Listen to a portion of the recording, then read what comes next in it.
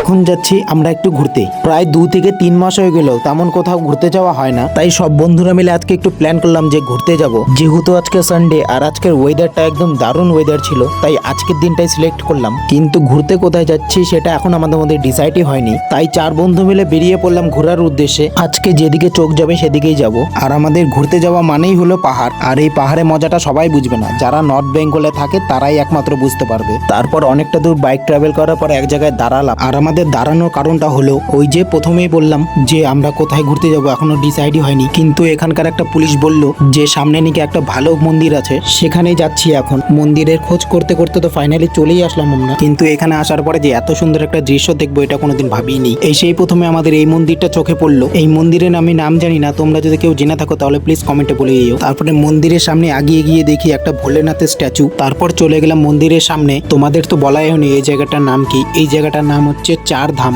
শিলিগুড়ি থেকে just 100 kilometre দূর। তোমরা এই জায়গাটায় এলে একসাথে 4টি ধাম ঘুরতে পারবে, যেমন তোমার কেদারনাথ, অমরনাথ, বদ্রীনাথ সবকিছু আছে এখানে। তোমরা চাইলে আসতে পারো এখানে। সত্যি কথা বলতে এখানে আসে তো আমার মন পুরো ভরে গেছে। আর আগে কোনো ভিডিও করতে পারিনি, তার জন্য ভিডিওটা এখানেই শেষ করলাম। আর সাবস্ক্রাইব করতে কিন্তু ভুলো না। বাই।